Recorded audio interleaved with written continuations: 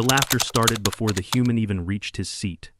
In a hall filled with gleaming exosuits, scaled armor, and cybernetic plating, he looked almost fragile, just dark fabric clinging to his frame. No weapons, no protection, no status display. Yet something in the way he moved, quiet, balanced, deliberate, made the sound of that laughter feel temporary. Rows of alien cadets leaned back in amusement. "Where's his armor?" one hissed. "Is this a uniform or sleepwear?" another joked.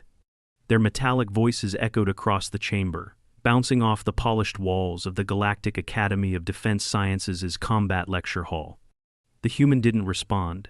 He just bowed once to no one in particular and took a seat in the back row. His movement was soundless, almost rehearsed, like someone trained to exist around notice rather than within it. At the front, the instructor, Professor Dalvek, a tall, four-eyed insectoid with varnished exoskeleton deep brown in shade, tapped his datapad to review the new cadet's file. He expected Terran to mean loud, reckless, clumsy. Instead, the translator hesitated on a single ancient word. The display flickered, stuttering through half a dozen dialects before settling on one Terran term that didn't translate cleanly. Ninja. The laughter stopped. Even the translators fell silent, unable to categorize the word title, soldier, or predator. Dalvek's mandibles twitched. He'd seen that term once before, buried deep in a restricted Earth archive labeled Cultural Warfare Historical Threats. He looked up slowly. The human was no longer in his seat. "You don't understand," the professor whispered. "That's not a uniform." He turned, realizing the human was now standing right behind him, silent as the grave. "That's a ninja." Silence filled the lecture hall. The alien cadets shifted in their seats, uncertainty creeping into their expressions. The human Alex Tanaka stood there in plain black, hood down now to reveal short dark hair and calm eyes. With no flourish, he returned to his seat, the room's tension rising in his wake. Professor Dalvek cleared his throat. "Cadet Tanaka," he said. "Today's topic is Cultural Combat Doctrines of Primitive Worlds." He ran a clawed finger through a holographic lineup of armored warriors from diverse species. "However," he continued, "we will proceed differently." He gestured to a door at the back of the hall. "You will participate in the intruder simulation. Everyone else will attempt detection and containment." Murmurs erupted. The alien cadets exchanged glances. Some straightened personal shields, some tweaked their recording drones. One reptilian cadet hissed softly, "He must be a freak show. How much can plain cloth do?" Alex didn't speak. He simply nodded once, quietly, and stood. The lights dimmed slightly. The timer display on the wall lit up. 0, 10, and counting. Within seconds, the room was alive with scanning beams, drone hums, biosonic field pulses. The alien cadets braced themselves with high-end gear. They expected spectacle, maybe a quick lesson in human weakness. They did not expect what came next. Alex turned and walked toward the door at the back of the hall. He moved with the kind of economy that made the sensors flicker. He paused at the threshold, pressed his palm flat against the cool metal, and then stepped through. The timer ticked. 0908. Before the second tick, the room noticed nothing. The screens showed only emptiness. The drones hovered in fixed patrol loops. The motion sensors registered only background noises. The radiator vent flared. A subtle shift, but nothing remarkable. The alien cadets leaned forward. The reptilian hissed, "Where is he?" A slug-like cadet clicked its tongue. "He must be hiding in that storage closet." Another armored cadet pointed a scanner at the ceiling vent. The feed flickered from green to red. But that red register vanished in a split second. Professor Dalvek watched the readouts, his mandibles drawn tight. He muttered under his breath, "Impossible." Minutes passed, then pause. On a wall-mounted monitor, one of the cadets glimpsed an image, an inverted reflection of Alex's face, hanging from the ceiling, backwards. Then the feed cut out. A murmur rippled through the hall. "What kind of warrior is this?" one cadet whispered. "He hasn't triggered a single alarm." Alex reappeared in the back row, quietly sitting down as though he had always been there. The sensors still showed nothing. The drones hovered unchanged. The timer beeped, 8:37 remaining. Dalvek's voice broke the hush. "Proceed," he said, as though unsure whether he'd started something he couldn't control. And so the simulation began for real, the cadets splitting into teams, launching detection sweeps, deploying sonic pings and motion halos. Meanwhile, Alex stayed still, expression neutral. He didn't twitch, he didn't breathe audibly. He blended into the shadows of the room like he'd been carved out of them. Every attempt to locate him failed. A cadet scanned the floor plates, no heat signature except for the ambient. Another sent a drone under the desks, nothing. Yet someone heard the click of a badge hitting the floor. Another turned and found their datapad gone. They looked for Alex but found nothing. The laughter of earlier was completely extinguished. Confusion replaced amusement. Even arrogance paused. Dalvik leaned forward, his 4 eyes unblinking. "You don't understand," he repeated. It was not a reprimand, it was a warning. The cadets realized that their gear, their shields, their advanced detection systems, they all assumed presence. But presence was the human's weakness. Absence was his weapon. In the absence of alarms, in the silence of movement, Alex sat calm, his breath quiet, his muscles relaxed, his mind watching. And the room waited. Professor Dalvik didn't call out again. He simply gestured to the timer. The exercise continued.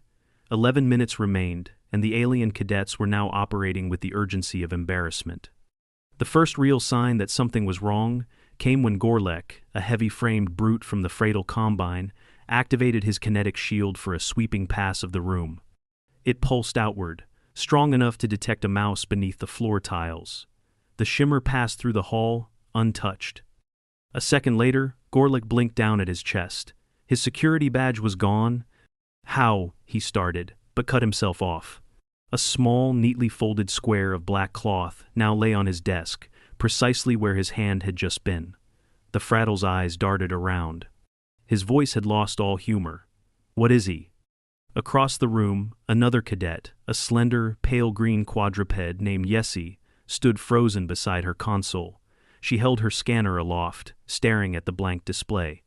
"He passed behind me," she whispered. I felt the air shift. A sharp clatter echoed from the far side of the hall. Another badge dropped to the ground. The room had become a game of patience. One by one, cadets lost possessions, not stolen in haste. Removed, examined, and returned or placed in plain sight, like some invisible opponent was toying with them. And through it all, the sensors recorded nothing. The cameras captured no movement. The biometric filters picked up no breath. Dalvik moved to his terminal and adjusted the feed. "Body cam footage," he said quietly, "from Cadet Tanaka's suit." He tapped a command. The footage began to play on the overhead screen. It was silent.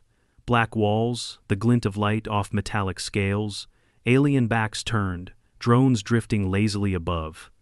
And then motion. But not what the cadets expected. Every step Alex took was measured. He hugged corners, slid along shadows, crawled under seats, dropped down silently from upper vents. At one point, he lay flat behind a console for 3 minutes, unmoving, heart rate steady at 48 beats per minute. When he tapped a cadet's shoulder and disappeared again into the darkness, his body cam showed the retreat upward, into the ceiling. He'd used a narrow gap in the paneling no more than 30 centimeters wide. Yessie spoke again, barely audible. He wasn't just hiding, he was choosing his moment. Another cadet, the loud one who had joked about the human sleepwear, stood, frustration growing. "This is a trick, holograms maybe, a drone mimic." "Then explain this," Dalvik said. The lights flickered only once. Every simulated weapon system on every cadet's arm deactivated simultaneously. Shields went down. Targeting overlays blinked out. The drones froze midair. A hush fell. Then came a voice. Calm, close. "If this were real," it said, "you'd all already be gone." Alex stood in the center of the hall. He hadn't entered through a door. He hadn't been seen. He simply was there. At his feet lay 22 security badges. Each one floated down in slow descent, suspended on microfilament lines that gleamed under the pale glow of the ceiling. He stepped out of the circle of them, dusted his hands once, and bowed. The lecture hall was silent. Alex looked at the professor. "May I be seated?" Dalvik nodded once, slowly. "You may?" The human returned to the back row, walking across the floor with the same soft balance as before. Gorlick finally muttered. He wasn't hiding, he was hunting. Professor Dalvek opened a secure file on his terminal. You are correct, he said. Your detection systems are advanced, but you are used to known movement patterns, organic motion. Even synthetic mimics follow predictable signatures. He brought up another file, this one ancient drawn from Earth's earliest military records. Grainy footage, woodblock sketches, short texts. This is where it began, he said. Your sensors did not fail. They were never trained to detect a human weapon forged not through tech, but ritual, repetition, pain. The screen showed a series of training montages, humans standing on poles, motionless for hours, crawling through swamps in silence, holding breaths for up to 5 minutes, navigating sound and light patterns blindfolded, throwing stars to hit targets through layers of smoke. This is a tradition older than powered flight, Dalvek said. They learned silence because noise got you killed. They learned patience because hesitation got you killed. They learned shadows because the only thing worse than being seen was being expected. No one laughed anymore. The reptilian cadet who had hissed before leaned forward. What kind of predator fights like this? Dalvek didn't look away from the screen. A species that hunted itself, that weaponized stealth long before it weaponized flight. You trained for detection, he trained for disappearance. Then, abruptly, one of the cadets stood. Professor, he said, requesting a review of injury protocol. That kind of evasion, it only works if he's willing to risk impact trauma at speed. Dalvek blinked. Explain. He dropped from a vent 7 meters up. Without armor. Alex's voice came softly from the back. I rolled. The cadet turned. You rolled on ferrocrete. Alex nodded. Yes. Another cadet pulled up the footage again and ran the drop sequence frame by frame. He hits shoulder first, tucks the leg, their ankle twists at impact. Then, he recovers. The room was no longer mocking, they were studying. Dalvek narrowed his eyes.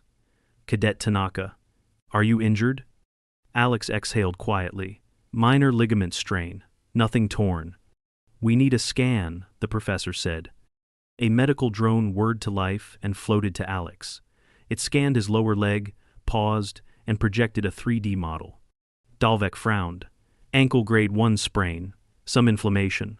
That drop wasn't survivable for most humanoids without injury. Alex shrugged faintly. I knew the roll angle, taught from childhood. Still landed wrong. We'll send you to medical after class. Understood. No bravado, no downplaying it, just acknowledgement. The class noted that, too. Dalvek turned back to the class. We have much to learn today, he said.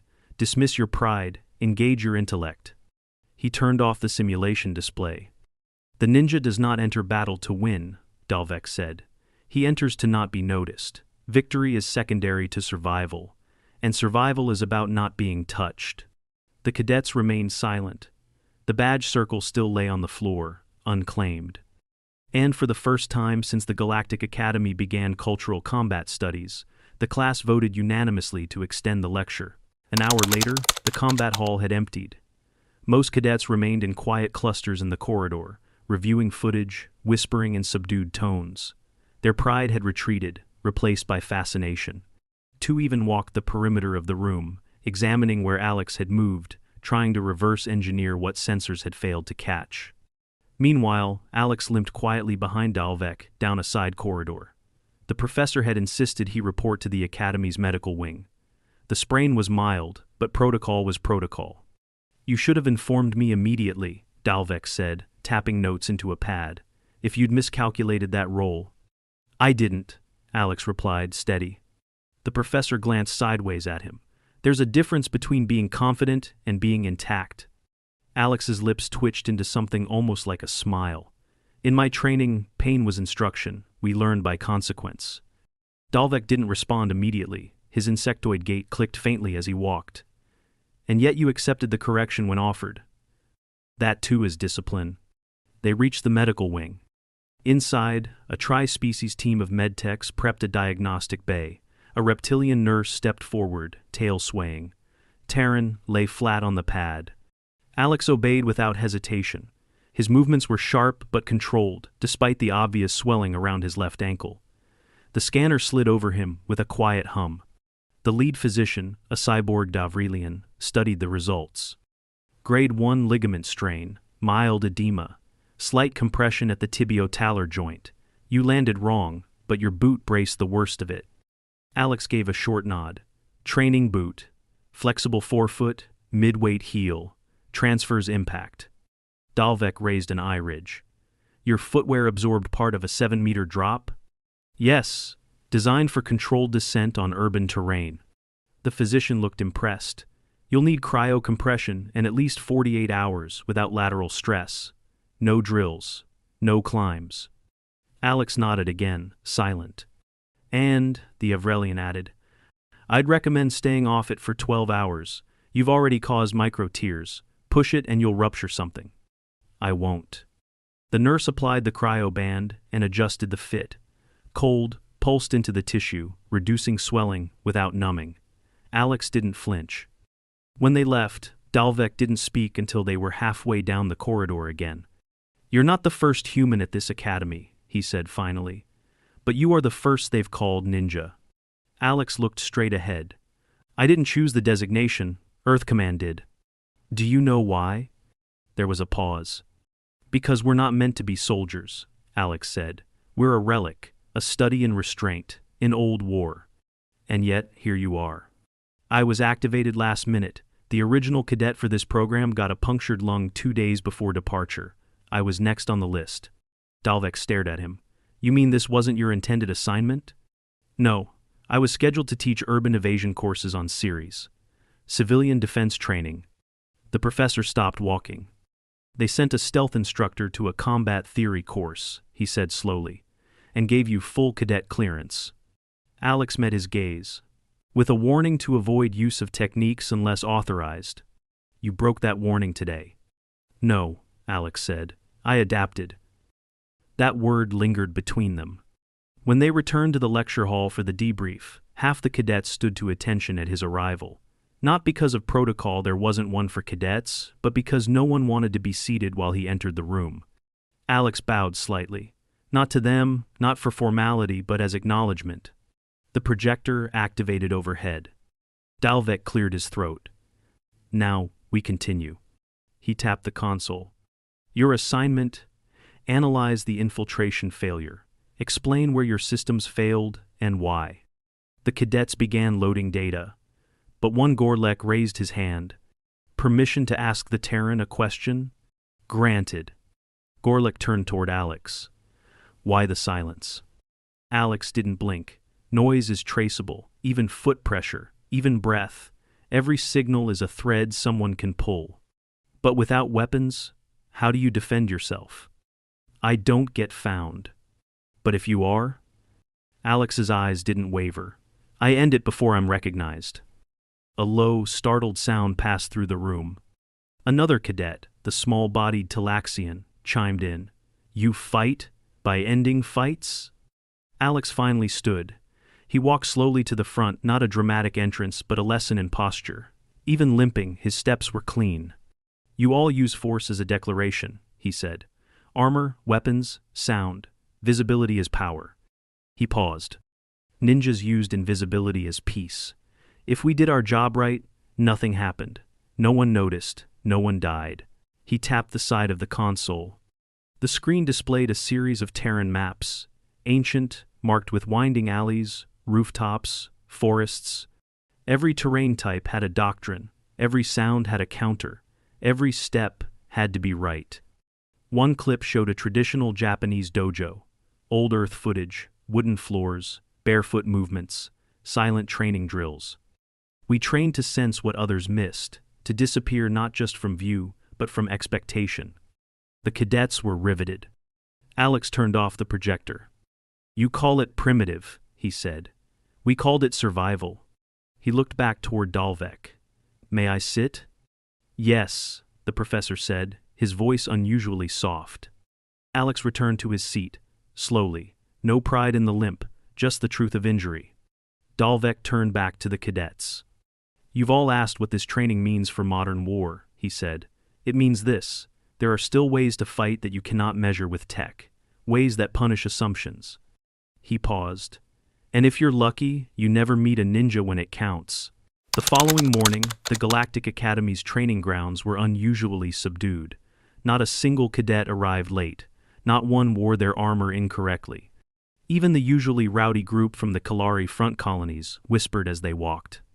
Word had spread beyond the combat hall.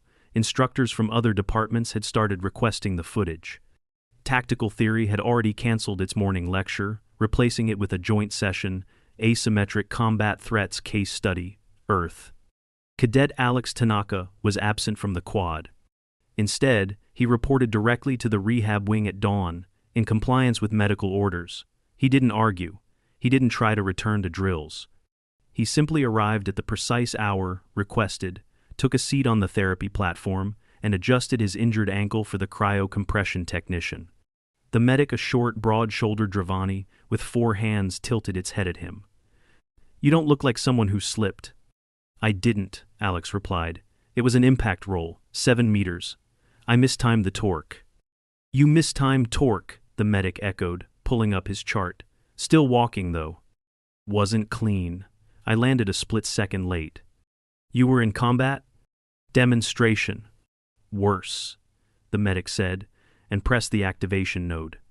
The band sealed around Alex's ankle with a low hiss of cold vapor. As the pressure adjusted, he closed his eyes, breathing slowly, each exhale measured. Pain? The medic asked. 6 out of 10. You're answering fast. Always better to answer fast than pretend it doesn't hurt. The Dravani paused. Other humans try to downplay. I'm not here to impress you, Alex said evenly. I'm here to recover. After 20 minutes, he was cleared to walk slowly. Limited lateral motion, no climbing, no jumping, no combat exercises for 72 hours minimum. He nodded and thanked the technician before exiting through the maintenance corridor to avoid attention. Back at the lecture hall, Professor Dalvek stood before a silent room. Today's subject, he announced, is humility. No one shifted, no one scoffed. He flicked on the central projector, and the lights dimmed. Each of you will attempt to replicate Cadet Tanaka's stealth maneuvering. 5. The room froze. Gorlek raised a hand. We can't fit into vents, Professor. You will not use vents. Another cadet asked quietly, Are we to replicate his movement or the effect? Both, Dalvek said. A modified simulation chamber has been prepared. You have 30 minutes to prepare. No one protested. But as they filed out, the tension was thick. 2 hours later, after half the class failed to avoid even basic detection in the controlled chamber, Dalvek called for a recess. Alex returned shortly after, walking slowly, with a compression brace now visible under the hem of his training pants. He didn't speak, just observed. Yessie approached him cautiously. How did you learn that level of silence? Alex glanced at her. Practice. She hesitated. How long? 15 years. Her mouth opened slightly. Since you were? 7. Gorlek, standing nearby, made a low grumbling sound. That's madness. No, Alex replied. That's normal where I trained. We weren't child soldiers. We were taught to understand how violence begins, so we could end it before it did. Another cadet stepped forward. You said you weren't meant for combat. Then why join the academy? I didn't, Alex said. The program did. Yessie frowned. You were forced? Alex shook his head. I was requested. Politely. The mission needed someone who could vanish. There was something terrifying in how casual he made it sound, not proud, not mysterious, just real. Dalvek stepped into the cluster. Cadet Tanaka has volunteered to assist with the next module. He will not demonstrate, he will observe. You will attempt. The exercise began in pairs. Each cadet had to cross a simulated environment, urban, dense with corners and shadows, and reach a target undetected. One by one, they failed. Even the stealthiest species, the Nochari, with their triple-jointed knees and natural camouflage, couldn't match the fluidity the human had displayed. Half the class found themselves frustrated, the rest were fascinated, but all were silent. During one pass, a cadet slipped. The simulated environment jolted, signaling failure. Alex's voice came low from the observation deck. You leaned. The cadet, sweaty and panting, looked up. What? You leaned too early when rounding the corner. Your shadow moved before you did. But I was inside cover. Alex shook his head. You were visible from the waist up, and your breathing gave you away. The cadet checked her telemetry. Sure enough, irregular heart rate, elevated respiratory output. Another tried, crawling low through a vent simulation. Alex didn't speak until she reached the end. You dragged your knee, sound signature registered in the subharmonic range. A ninja wouldn't have moved in that pattern. We're taught to move as if someone's always listening. Dalvik approached the deck. You were trained to treat sound like light. Worse, Alex replied. Light only travels in one direction. Sound circles back. Gorlick rubbed his forehead. How is this not an extinct art? You're using muscles we don't even isolate in basic conditioning. Alex offered a small smile. That's the difference between war and ritual. You trained for victory. We trained for silence. He stood slowly. You treat stealth like a tactic. But it's a lifestyle. I don't walk like this because it's useful. I walk like this because I can't not. Silence again. One cadet raised a hand. What's the point? With modern surveillance, you can't just vanish anymore. Alex raised an eyebrow. Then why couldn't your systems detect me yesterday? The cadet fell silent. Dalvik looked to the class. The answer is not in the technology, it's in how you think. He pulled up a graph on the display, two curved lines. One labeled sensor evolution, the other human movement training. They're not in conflict, he said. They're running parallel. And the moment we stop watching how the body adapts, we stop preparing for how it resists. The cadets didn't know what to say. Alex sat back down, exhaling slowly. He adjusted his ankle again, still sore, not healed, but stable. Dalvik faced the class fully. You laugh at cloth uniforms, you mock the lack of armor. But today, you saw what Earth refined, not through superior materials, but through necessity. He closed the display. And necessity, he said, makes the deadliest teachers. 3 days passed. By then, the cadets no longer laughed when Alex entered a room. They no longer compared his uniform to burial cloth or pajamas. They didn't question the absence of armor or gear. They simply acknowledged him with the kind of subtle respect soldiers reserved for someone who had earned it not through noise, but presence. Alex moved with a crutch now, at the academy physician's insistence. The ligament had healed enough to walk, but still protested with every angle change. He followed orders without complaint, arriving to class early, avoiding unnecessary movement, logging his therapy check-ins without fail. The cadets had watched every second of the original footage at least 10 times, not because it was assigned, because they were trying to understand.